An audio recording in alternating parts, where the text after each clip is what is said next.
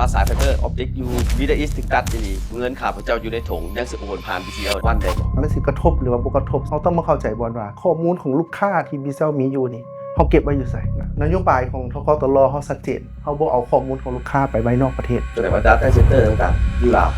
รับประกันว่าอยู่ลาว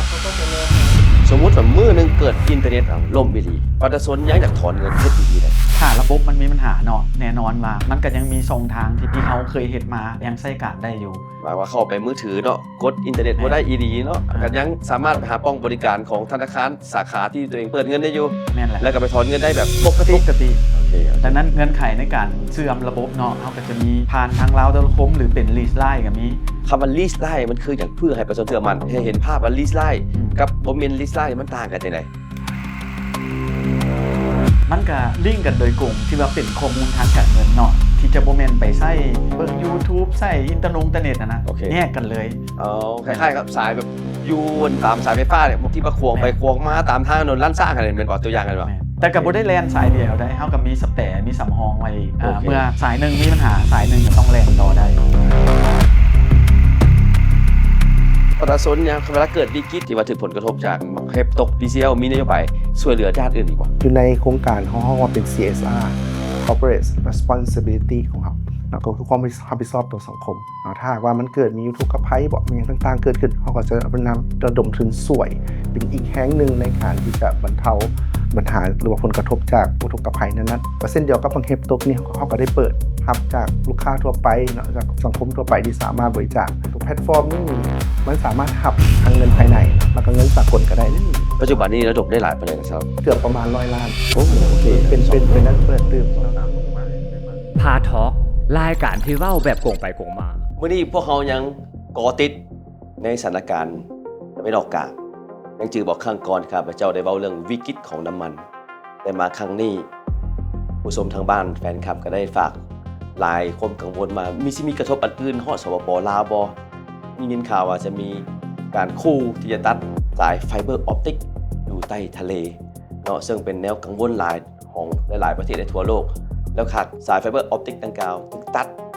ที่กระทบอีหยังแดเรื่องการนำใช้อินเทอร์เน็ตในสปปลาวบ่การโอนเงินข้ามธนาคารบ่หรือธุรกรรมอื่นฉะนั้นมื้อนี้พวกเขาได้มีแขกผู้มีเกียรติ2ท่านเข้าร่วมในรายการพาทอล์กมีท่านมนุฤทธิ์สุมพุนภักดีหัวหน้ากรมคุ้มครองระบบการชำระและพวกเขาก็มีแขกผู้มีเกียรติอีกท่านนันทราชแก้วประเสริฐห้องอำนวยการ BCL ก็ได้เข้าร่วมในรายการสบายดีครับก็เพื่อข้าพเจ้าขออนุญาตถาม BCL ก่อนจ้ะไปถามท่านนันทราชว่าสายไฟเบอร์ออปติกอยู่มิดเดิลอีสต์ถึงตัดดีเงินข้าพเจ้าอยู่ในถุงยังสิโอนผ่าน BCL วันได้บ่ที่จริงมันก็เป็นเรื่องปกติของคนเฮาเวลาเกิดสภาพการของโลกที่มีความซับซ้อนหรือว่าบ่ปกตินี่ก็เป็นเรื่องปกติที่คนเฮาต้องกังวลแต่เฮาต้องเบิ่งปัญหานี้แบบภาวะวิสัยนิดนึงต้องเข้าใจว่าเหตุการณ์ที่เกิดขึ้นอยู่ตะวันออกกลางนี่ระยะทางนี่ห่างเฮานี่ปานใดถือว่าคันเฮาดึงเส้นซื่อนี่ประมาณ 5,000 กว่ากิโลเมตรนี่ถือว่ามีเพราะนั้นในเรื่องของการไฟเบอร์ออปติกนี่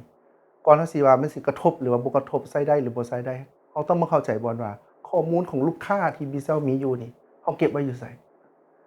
โดยพื้นฐานแล้วเฮาแม่นถือว่าปฏิบัติตามกลไกหรือระเบียบการสากลรวมกับระเบียบการของธนาคารแห่งสปปลาวที่ทกตลให้บริการทางการเงินแบบออนไลน์ข้อมูลของลูกค้านี่ที่ว่าเป็นม้ามหัวใจของเฮานี่ในการที่เฮาต้องปกปักรักษา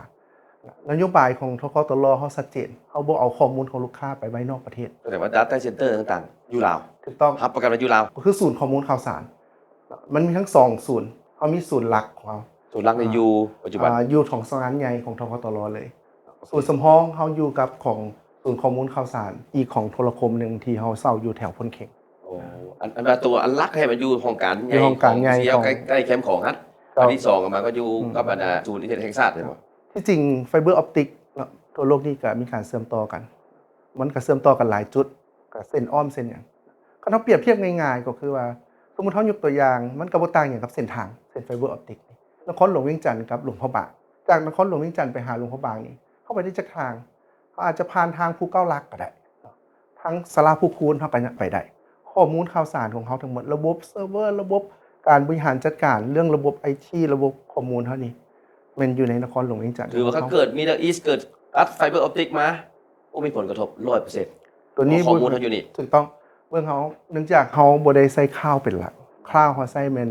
สำหรับข้อมูลที่ห้องเป็นห้องว่าเป็นเทียร์2เทียร์3ว่าเป็นข้อมูลสำคัญในการเฮ็ดธุรกรรม ข้าพเจ้าได้ยินว่าบางเทื่อลาวเนี่ยมีสายใยแก้วไฟเบอร์ออปติกนี่เสื่อมไปกับจีนก็มีมาจากสิงคโปร์ก็มีอันนี้ทันนราชพอฮู้บ่เรื่องนี้ แน่นอนเขาเฮ็ดเรื่องในนี้นี่เขาได้ศึกษา คือกรณีของธนาคารการค้า BCL เขาจะมีสายพัวพันทั้งหมดเขาใช้บริการ 4-5 โทรคมพร้อมๆกันเลยใน 4-5 โทรคมนี้บางโทรคมอาจจะใช้เส้นทางที่ไปผ่านเบื้องของเวียดนามหรือไปผ่านเบื้องของตะเวนตกไปผ่านไทยหรือไปบนอื่นเพราะฉะนั้นเขาบ่สามารถที่จะได้แต่โทรคมเดียวเนื่องจากเขาบริการการให้บริการออนไลน์เขาต้องรับประกันว่าการบริการออนไลน์ของพวกเขานี่ต้องตอบสนองให้ได้24/7ไปครับประกันบ่มีปัญหาถึงว่าสิเกิดวิกฤตอยู่ตะวันออกกลาง 100% มันนี่ปีเซลได้คอนเฟิร์มว่ามี Data Center Backup ไว้เนาะอยู่ในประเทศลาวแล้วก็มีสายไฟเบอร์ออปติกที่นำใช้หลายเครือข่ายโทรคมเนาะเชื่อมโยงกับหลายประเทศ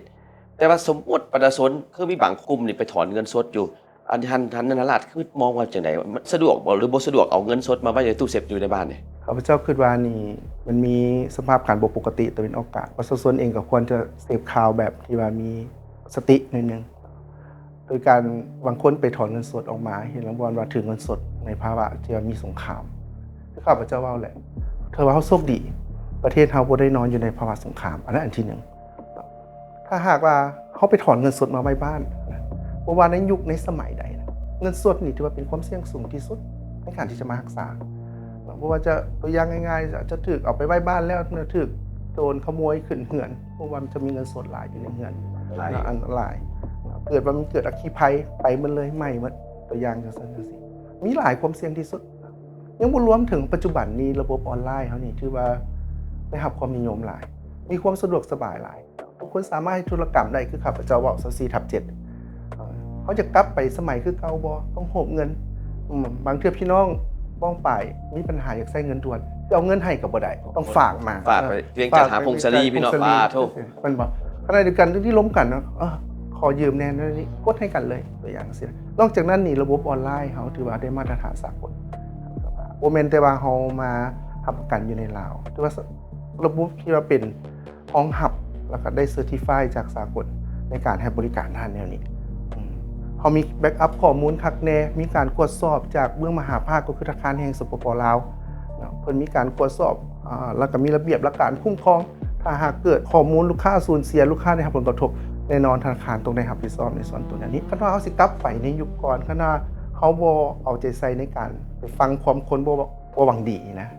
แห่ไปถอนเงินสดเอาเงินสดมาไว้บ้าน พระเจ้าก็ขึ้นบ่ได้จับเงินสดหลายปีแล้วคันจับก็จับนี่ยามบุญยามทานนะยามไปใส่บาตรไปไปเฮือนบุญนั่นบุญนี่ส่วนใหญ่ก็บ่ได้จับเงินสดแหละมันบ่สะดวกคือเก่า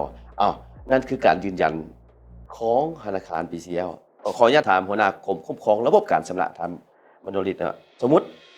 ข้อมูล Data ของ BCL ล่มซะตัวเลขฐานข้อมูลผู้ฝากเงินธนาคารอยู่กับ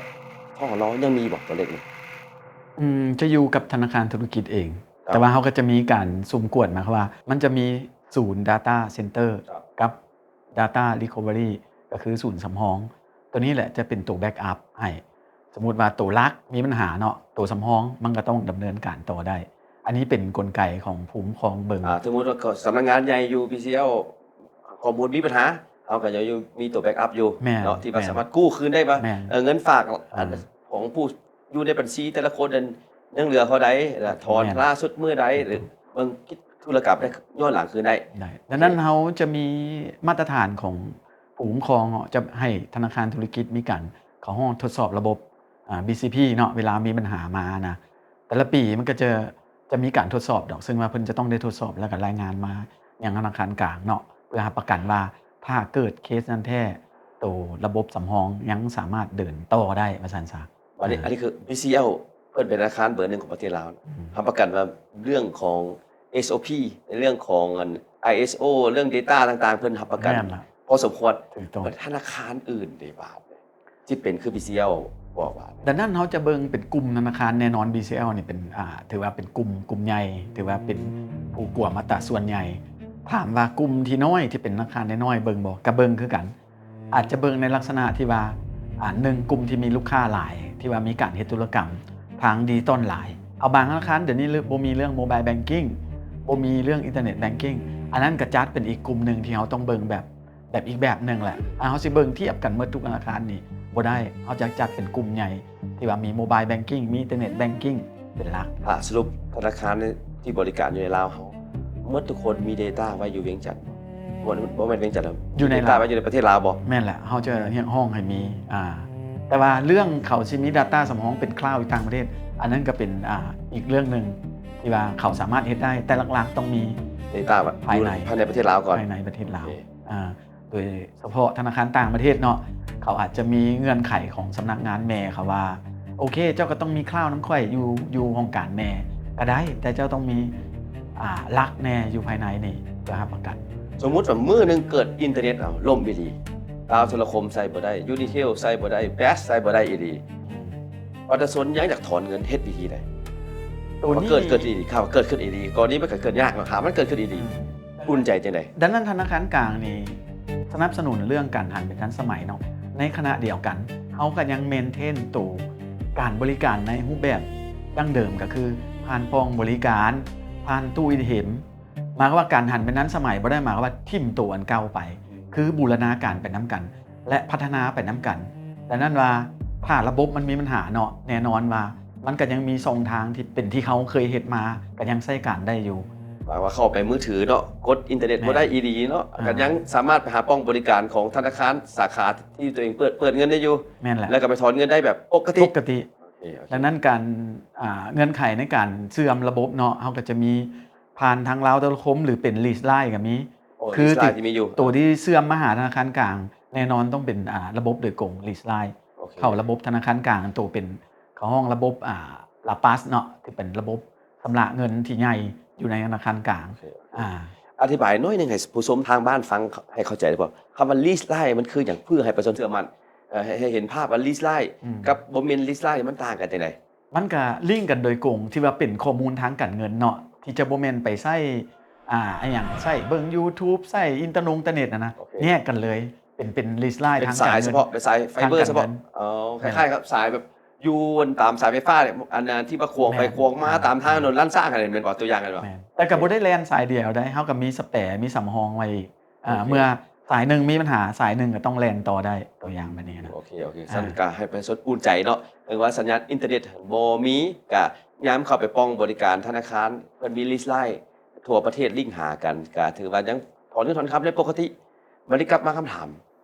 ถ้าประชาชนบางหมู่บ้านอยากถอนเงินสดมันมีข่าวเลยว่าบางบ่อนหน่วยบริการบ่มีเงินสดให้อันนี้แม่นแท้บ่ มันก็ขึ้นกับการจัดการเงินสดของธนาคารเนาะแต่ละธนาคารก็จะมีกระบวนการจัดการเงินสดของตัวเองเพราะว่าแน่นอนว่าถ้ามาถอนอยู่หน่วยนั้นอยู่ในเมืองที่ว่าบ่มีการระดมเงินฝากหลายแต่ถ้าถอนหลายเนาะมันก็ต้องมีเคลื่อนเงินสดมาจากหน่วยที่ใกล้เคียงก็สิมีการใช้เวลานิดนึงมันจะมีกระบวนการบริหารจัดการเงินสดระหว่างหน่วยใกล้กันหรือใกล้สาขาหรือแม้กระทั่งบางธนาคารเนาะสมมุติว่าธนาคารกกับธนาคารขมันก็มีการจัดการเงินสดช่วยกันดังนั้นก็รับประกันเรื่องการเคลื่อนเงินสดแต่ก็สิมีเรื่องเวลาถ้าว่ามีการถอนหลายเนาะมันก็สิมีกลไกเรื่องการยังยืนแน่ถอนไปเฮ็ดหยังถือว่ามันเป็นหลักการเรื่อง AML นะ คำว่าเงินสดนี่ในมุมมองของแบงก์นี่มองว่าแม่นอีหยังเงินสดหรือว่าเขาต้องเป็นถอนเงินมาไว้อยู่ในกระเป๋าเนี่ยว่าเงินสด คันเบิ่งในกราฟย้อนไปหลายๆปีหลังอาจจะเป็นแนวนั้นแต่ณยุคปัจจุบันแล้วมันจะบ่แม่นแนวนั้นก็คือว่าเทียบเท่าเงินสดเลย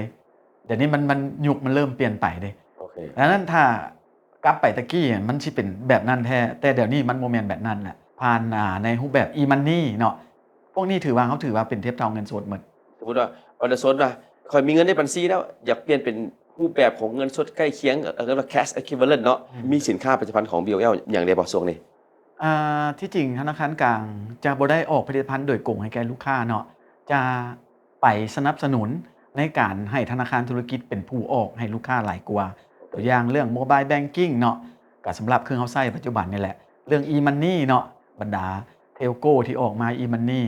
แล้วก็เรื่องตัว Internet Banking มันก็เหมาะสำหรับภาคธุรกิจนั้นมันจะแยกฟังก์ชันแบบนั้นธนาคารกลางคือบ่ได้ให้โดยตรงแต่จะสนับสนุนผ่านธนาคารธุรกิจเป็นผู้ตอบสนองนโยบายตัวนี้ ลับมาถามพี่เซียวช่วงวิกฤตน้ำมันนี่มีการถอนเงินสดหลายขึ้น ขั้นตามข้อมูลที่เรามีนี่ก็คือว่าอยู่ในระดับที่ปกติครับพระเจ้าคือว่า อาจจะมีบางภาคส่วนเนาะหรือว่าบางท้องถิ่นเข้าใจว่าวิกฤตน้ำมันแล้วต้องสต็อกเงินสดไปนำการบริการทางด้านการเงินนี่กับเรื่องของน้ำมันนี่มันจะต่างกัน การบริการทางด้านการเงินเป็นทั้งบริเอื้ออิงภายนอกเป็นภายในของเรานี่ครับพระเจ้าเสริมตึกในภาวะปกตินี่สามารถสนองให้หน่วยบริการหรือว่าการบริหารจัดการเรื่องของ liquidity management การบริหารจัดการทางด้านเงินสดนี่ระหว่างสาขากับหน่วยเนาะหน่วยกับเรื่องของจุดบริการต่างๆนี่ที่ว่าปกติก็สามารถสนองได้ในบัญชีบุคคลจังซี่มื้อนึงถอนเงินสดได้บ่เกิน300 ล้าน300 ล้านกีบต่อ1คนต่อมื้อในเงินตราก็สิแม่นเงินตราตามประเทศก็ถือว่าเทียบเท่ากับ300 ล้านกีบเป็นแล้วนั้นเอาไปหลายก็นี่กับผู้สอบไปอย่างเนาะแต่ถ้าหากว่าบ่จะมีบางภาคส่วนที่ต้องการหลายคันต้องการหลายต้องได้มีการสื่อสารกับธนาคารให้มีการกาเขียนแจ้งล่วงหน้า 2-3 วันหรือว่าแจ้งหน้าไว้ก่อนวันนึงเพื่อให้เบื้องของธนาคารสามารถกาเกี่ยม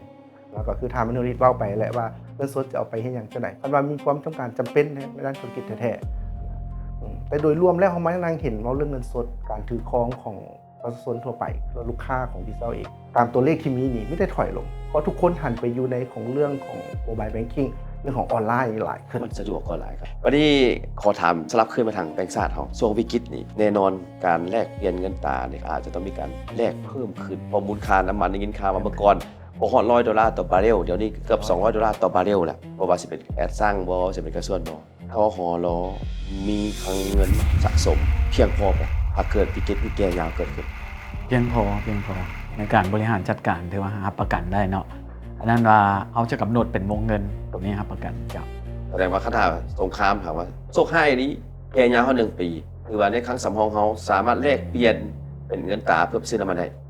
ด้เพราะว่าส่วนหลายค้าขายเฮาเนาะเฮาค้าขายเนี่ยเฮาก็จะอยู่ใกล้ๆกันนี่แหละส่วนใหญ่นะอันนั้นบอนที่เกิดสงครามเกือบว่าเฮาบ่มีอีหยังธุรกิจที่ไปติดพันนำเบื้องนั้นหลายปานใดเลยอันผลกระทบเนาะเฮาค้าขายความโชคดีว่าประเทศเพื่อนบ้านเฮานี่เฮาค้าขายกันเป็นส่วนใหญ่โฮงกันส่วนหลายก็อยู่ไทยเด้อยู่เวียดเด้สิงคโปร์เด้ใกล้ๆนี้มีการช่วยเหลือซึ่งกันและกันบ้านใกล้เงินเคียงนี่แหละเฮาลองรับประกันเนาะในเรื่องของเงินตราเพื่อแก้ไขวิกฤตน้ำมันนี่ถือว่ามีเพียงพอวันนี้กลับมาคำถามว่าเฮามีกลไกจังได๋เพื่อบ่ให้เกิดช่องว่างว่าบริษัทจะมาขอเงินไปแลกน้ำมันนี่โอนเงินไปซื้อน้ำมันแท้หรือไปซื้อโอนแล้วไปซื้อน้ำมันแท้น้ำมันบ่เข้าบ่พอลองติดตามดูตัวนี้เนาะแม่นว่าเวลาจ่ายตัวอย่างซะบริษัทที่นำเข้าต้องการซื้อน้ำมันมาอันนี้มันกลไกเบื้องธนาคารธุรกิจเนาะเป็นนโยบายของธนาคารกลางนี่ว่าต้องจ่ายให้กับผู้ขายโดยตรงบ่ได้จ่ายให้กับผู้ซื้อบ่แม่นบ่ให้เอาเงินกีบมาขอแลกน้ำแล้วก็เอาเงินตายเจ้าบ่แม่นต้องโอนไปซัพพลายเออร์แม่นแล้วต้องมียั่งยืนเนาะซื้อเท่าใดลิตรอีหยังต่างนอกจากนั้นเนาะเฮาก็ได้มีการเฮ็ดเวียกร่วมกับกระทรวงการค้าที่รับผิดชอบเรื่องการนำเข้าตัวนี้แหละก็มีการเช็คมีการประสานกันว่างวดแล้วออกไปเงินออกไปเท่านี้ที่ได้น้ำมันเท่านี้น้ำมันเข้ามาบ่เพราะว่าราคาเดี๋ยวนี้มันก็เริ่มแบบว่ามันก็มีการผันผวนเนาะบางที100 ล้านตอนนี้อาจได้เท่านี้ลิตรแต่ฮอดตอนนั้นเวลาออเดอร์ไปอาจจะได้อีกราคานึงกับน้ำมันก็จะได้เท่านี้ลิตรแม่นมีต่อไปสิบ่ให้ทั้ง BOL กับกระทรวง MOIC อุตสาหกรรมการค้า API ยิ่งหากันเลยบอกกับแล้วก็กระทรวงการเงินด้านภาษีนำเพื่อลดน้ำมันข้ามด้านภาษีปรับเด้งปึ้ง2ฝั่งลดแม่นตัวนี้ก็มีกลไกเฮ็ดเรียกนํกันฉะนั้นในการเจอวิกฤตตัวนี้เนาะก็เฮ็ดให้เฮามาทบทวนการเฮ็ดเรียกของเฮาคืนนั่นแหละว่าเฮาต้องได้ปรับปรุงและต้องได้พัฒนาให้มีการกวดยั่งยืนกันได้ให้เป็นระบบหลายขึ้นว่าซั่นซะมีเสียวเด้ช่วงนี้มีคนมาขอแลกเงินตราซื้อน้ำมันเพิ่มขึ้นบ่คันว่าตามตรงก็มีเพิ่มขึ้นในการสภาพที่เป็นแล้วนี้อิสราเอลเองก็พยายามสุดความสามารถในการที่จะช่วยโดยเฉพาะผู้ประกอบการทางด้านการนำเข้าน้ำมันภายใต้นโยบายที่ทางเบื้องของมหาภาคได้มอบหมายให้ทางเบื้องทกตลของเฮาก็มีการสนองส่วนหนึ่งแต่ในหันเองทั้งนี้ทั้งนั้นมันก็ขึ้นกับจำนวนตัวจริงที่ว่าเงินตราที่เฮาสามารถเก็บซื้อได้แต่ที่จะสนองให้แล้วก็ถือว่าเรื่องของพลังงานเรื่องของน้ำมันนี่ก็เป็นเรื่องลิขสิทธิ์อยู่แล้วที่ธนาคารการค้าเองให้ความสำคัญแสดงว่าโมเมนต์ผู้นำเข้าน้ำมันภายในประเทศลาวส่วนใหญ่เป็นลูกค้าของ BCL เกือบหมดบ่เขากลุ่มอัตราส่วนใหญ่ก็บ่แม่นทั้งหมดอัตราส่วนใหญ่ก็เป็นลูกค้าของ ธนาคารการค้าเขา ไปเรามีนโยบายช่วยเหลืออยู่ในส่วนวิกฤตนี้ ให้บุริมาสิทธิ์พอสมควรเจ้า เป็นไปไม่ได้เขาจะบอกว่าอีกหัวข้อหนึ่งเพราะว่าคนกำลังติดตามในกระแสออนไลน์มันเรื่องพายุเข้าลาวในมือก่อนบักเฮบตกมีนโยบายอย่างบ่ช่วยประชาชนผู้ถูกผลกระทบปัจจุบันในสรุปเป็นเดี๋ยวนี้ 6,034 หลังคาเรือนเนาะที่เกิดขึ้นอยู่เมืองสีโคตรรวมเอา10บ้านถามทหรก่อนผ่านมาถ้าเกิดวิกฤตจังซี่นี้มีนโยบายจังใดแน่เพื่อช่วยเหลือประชาชน ธนาคารธุรกิจต้องไปกวดเบิงว่าในลูกค้าของตนเองนะมีบ่ได้รับผลกระทบในปัญหาตัวนี้เนาะและในระเบียบการทรก็คือการผ่อนผันตัวอย่างเรื่องการจัดสั้นหรือเรื่องการขยายวงเงิน หรือขยายเวลาเงินกู้ออกไปดังนั้นระเบียบของธนาคารกลางจะมีเป็นปกติต่อกับสภาพที่เกิดวิกฤตหรือว่าภัยธรรมชาติแบบนี้อยู่แล้วดังนั้นผู้จะตั้งปฏิบัติก็จะเป็นธนาคารธุรกิจต้องไปเบิง โอเคแสดงว่าประชาชนเองที่ถือผลกระทบนี่ก็ต้องได้มารายงานให้แก่ธนาคารธุรกิจตัวเองที่นำใช้เงินกู้อยู่ที่เป็นลูกค้าอยู่อันใดพอโอนผันได้กับธนาคารธุรกิจก็ต้องกระชิช่วยตามนโยบายของทหรคือที่ประกาศนำใช้ทั่วไปฮั่น ธนาคารกลางก็จะมีการซูมลงไปกวดตัวอย่างมีลูกค้าที่ได้รับผลกระทบมีการจัดสั้นหนี้ไม่หรือการต่อสัญญาไม่ธนาคารกลางก็จะได้ซูมเบิงก็คือทันว่าแหละเพื่อว่าให้ได้ผู้ที่ได้รับผลกระทบได้รับนโยบายนี้แท้ๆ มอยสวยโอกาสเนาะเกิดขึ้น จ้ะ วันนี้ในวิกฤตน้ำมันถามมันแก่ยาวไปได้สิอีกเขามีอย่างกระตุ้น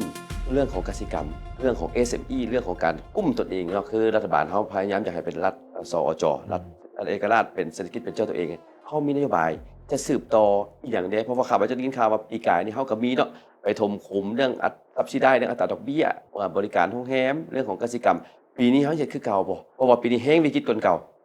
และนั่นคือข้าพเจ้าว่าเบื้องต้นเนาะว่าจะมีขบวนการแก้ไขแนวใดโดยเฉพาะห้ามประกันว่ามันต้องไปฮอดไปถึงผู้ที่ได้รับผลกระทบแท้ๆบ่ให้มีซองวางตัวนี้ก็ต้องมาทบทวนกันตื่มนะขณะเป็นกำลังสุ่มใจเฮ็ดเรียกเรื่องพวกนี้แหละ มากับทาง PCL เพราะข้าพเจ้าเห็นเวลาเข้าไป PCL วันเนาะมันจะเห็นดอกว่าปีสัมปทานชนเนี่ยเวลาเกิดวิกฤตน้ำท่วมบ่เวลาเกิดวิกฤตอัคคีภัยต่างๆข้าพเจ้าเห็นกองทุนนี่สร้างมาแต่โดนแล้วและกองทุนนี้ปัจจุบันนี้สำหรับโครงการที่ว่าเพื่อชดเชยประชาชนถูกผลกระทบอยู่เมืองสีโคตรที่ว่าถูกผลกระทบจากการนำเฮปตกนี่ปัจจุบันนี้สะสมขึ้นเท่าไหร่ละหรือ PCL มีนโยบายช่วยเหลือด้านอื่นบ่ เขามีแพลตฟอร์มว่าเรื่องตัวกองทุนเขามีแพลตฟอร์มของเขาที่ห้องว่า bcl1heart.la เป็นแพลตฟอร์มกะที่ว่าทุกคนสามารถบริจาคหรือว่ามอบเงินช่วยเหลือที่เป็นทางการที่ทาง bcl ตั้งขึ้นฉะนั้นในระยะผ่านมาถือว่าตัวนี้เขามีมาแต่ดนอยู่ในโครงการห้องว่าเป็น CSR Corporate Responsibility ของเขาก็คือความรับผิดชอบต่อสังคมถ้าหากว่ามันเกิดมีอุทกภัยบ่มีอย่างต่างๆเกิดขึ้นเขาก็จะนำระดมทุนช่วยเป็นอีกแห่งหนึ่งในการที่จะบรรเทา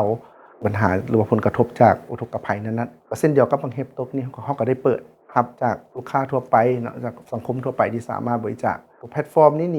มันสามารถหับทางเงินภายในเนาะแล้วก็เงินสากลก็ได้เนี่ยตัวอย่างคนลาวอยู่ต่างประเทศสามารถประกอบส่วนได้นะ ปัจจุบันนี้ระดมได้หลายปานใดนะครับ ปัจจุบันนี้ เฮปนี่ตกนี่ เฮปตกนี่ถือว่ามันเกือบประมาณ100 ล้าน โอ้ นะ โอเค เป็นนั้นเปิดตื่ม 2-3 มื้อมาได้ป่านนี้ก็ได้หลายนี่ข้าพเจ้าว่านี่ก็เป็นหนึ่งใน2ทางที่ประชาชนทางบ้านสามารถนำใช้เงินตัวเองที่ว่าอยากประกอบส่วนช่วยข้าพเจ้าว่า 6,000 กว่าหลังคาเรือนถูกกระทบโดยเฉพาะบ้านจันทร์สว่างกับบ้านเวียงคำถูกกระทบอย่างหุนแหงแต่ละบ้านถึงประมาณ 1,500 1,600 หลังคาเรือนบางหลังคาเรือนก็หมดเลย 100% หลังคาได้บ่เหลือเลยกระเบื้องก็บ่อยู่สังกะสีก็บ่อยู่บางบ่อนก็เป็นตู้เป็นหยังข้าพเจ้าก็เห็นหลายปัญหาที่จะเกิดขึ้นบางคนก็บ่มีเงินแท้ๆฉะนั้นข้าพเจ้าว่านี่ก็เป็นหนึ่งใน2ทางที่ประชาชนทางบ้านอยากประกอบเป็นเงินสามารถผ่าน PCL One Heart ซึ่งก็สิมีเลขบัญชีมีวิธีเข้าอยู่ข้างหลุมนี้แล้วก็ภัยบริจาคอย่างเห็นชื่อของท่านขึ้นแล้วเนาะ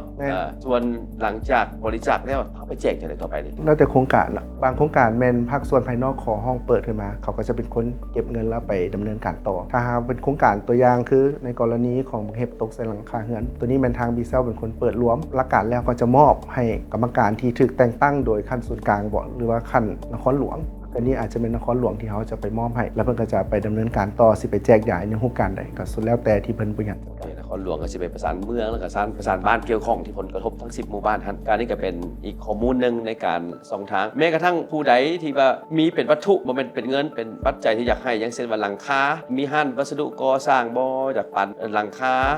ข้าพเจ้าว่าตอนนี้4อย่างก็จะเอาเบิดช่วงนี้เนาะเพราะว่าเมื่อก่อนเกือบน้ำมันบัดนี้เป็นหลังคาป่ะนี่ฉะนั้นข้าพเจ้าว่าช่วงนี้ก็ผู้ใดสามารถมอบเป็นข้าวสารก็ได้มอบเป็นน้ำดื่มก็ได้เพราะเมื่อก่อนเนี่ยก็ถือว่าการมีเลขาธิการใหญ่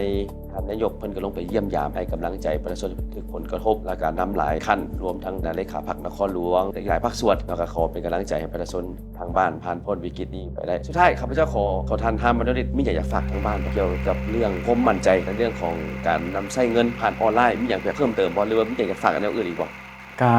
คือว่ามาฮอดปัจจุบันนี้การพัฒนาเรื่องโมบายแบงกิ้งเฮานี่นะถ้าเทียบใน5ปีหลังนี่ก็ถือว่าก้าวกระโดดหลายในขณะเดียวกันทั้งพัฒนาทั้งรับประกันข้าพเจ้ายังเชื่อมั่นว่าและก็อยากให้ผู้ชมก็คือบรรดาผู้ใช้ทั้งหมดจงได้มั่นใจเนาะระบบค่อนข้างว่ามีความปลอดภัยและรับประกันอันนั้นมันเป็นเน็ตเวิร์กหมดอะเด้ดังนั้นบางทีเฮาไปได้ยินข้อมูลจากต่างประเทศว่าสภาพสงครามนี่เป็นแนวนี้ให้ถือเงินสดดีกว่าในความหมายถือเงินสดตัวนั้นบ่ได้หมายความว่าถอนออกมาไว้อยู่ในมือในกระเป๋าแต่มันการถือในรูปแบบในบัญชีนั่นแหละแทนที่จะไปถือในตัวอย่างเป็นลงทุนในพันธบัตรไปลงทุนในทรัพย์สินอื่นมาซั่นซะที่เปลี่ยนมาเป็นเงินสดอันเนี้ยความหมายนะตัวนี้เป็นการถือในบัญชีธนาคารบ่แม่นเอาออกมาไว้อยู่กับตัวอันนี้อยากรับประกันแล้วก็โดยเฉพาะก็เป็นความปลอดภัยของผู้ใช้เองจะปลอดภัยแล้วก็สามารถยั่งยืนได้อย่างถูกต้องBCOL เดจะระดมอย่างประชาชนในโซนนี้จริงวิเซลเองเขาลงทุนมหาศาลไปกับเรื่องของโครงสร้างพื้นฐานทางด้านไอทีนโยบายของมหาภาคก็คือขั้นระดับชาติเองก็บอกว่าต้องหันเป็นดิจิทัลเศรษฐกิจกตลเองในเรื่องพัฒนาว่าจะเป็นพวกโมบายแบงกิ้งพวกออนไลน์นี่เขาถือสำคัญที่สุดเป็นเสาค้ำใหญ่ของเขาหนึ่งเป็นความปลอดภัยนี่ถือสำคัญกว่าความปลอดภัยตัวนั้นไม่อย่าง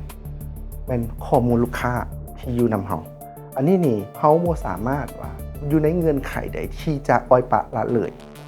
หากข้อมูลลูกค้าเสียหรือว่ามีความสูญหายอันนั้นเป็นชื่อเสียงของเขาความรับผิดชอบของเขาต่อสังคมอันนี้เขาบ่สามารถที่จะสร้างความเสี่ยงตัวนี้ได้ต้องรอเขาลงทุนสร้างศูนย์ข้อมูลข่าวสารตัวใหม่คือว่าน่าจะสำเร็จประมาณท้ายปีหรือว่าต้นปีหน้าเขาจะเปิดนำไส้นี่ Data Center ศูนย์ข้อมูลข่าวสารตัวนี้น่าจะติดระดับคือว่าแนวหน้าที่จริงวันนั้นเรื่องการเฮ็ดเซอร์ติฟายคันว่าเรื่องส่วนของข่าวสารของเขาน่าจะเป็นเทียร์3อัพไทม์อยู่ 99.99% รับประกันให้ระบบของเขานี่สามารถบริการถึงแม้ว่าจะบ่แม่นได้ 100% ของ24/7แต่เปอร์เซ็นต์ที่ว่าดาวน์ไทม์ของเขาจะน้อยที่สุดระบบที่จะเข้าบ่ได้เราเพิ่มเติมที่ว่าเรื่องการสำรองข้อมูลการเก็บข้อมูลต่างๆเขาก็ได้ลงทุนใส่อุปกรณ์พวกนี้รับประกันว่าในบาทก้าวต่อไปในหันเป็นเศรษฐกิจดิจิตอลนี่ถือว่าทคตลเขามีความพร้อมก็คือกับสโลแกนที่เขาออกอยู่ในของบีซาวันเองของห้องว่าแดงมั่นใจแดงมั่นใจอันนี้ต้องได้เป็นสโลแกนที่จะต้องได้เอาไปเป้าต่อแชร์ต่อมาห้องนี้ก็ขอบใจทั้งแบงก์ชาติเนาะแล้วก็ทั้งธนาคารการค้าต่างประเทศสละเวลามาชี้แจงให้ว่ารับประกันว่าช่วงวิกฤตถึงที่เกิดขึ้นอยู่ตะวันออกกลางบ้านเฮาเกี่ยวกับเรื่องการเงินธนาคารจะมั่นคงดังสโลแกนแดงมั่นใจ Great Confidence ฉะนั้นก็ให้ประชาชนทางบ้านอุ่นใจได้ขอบใจ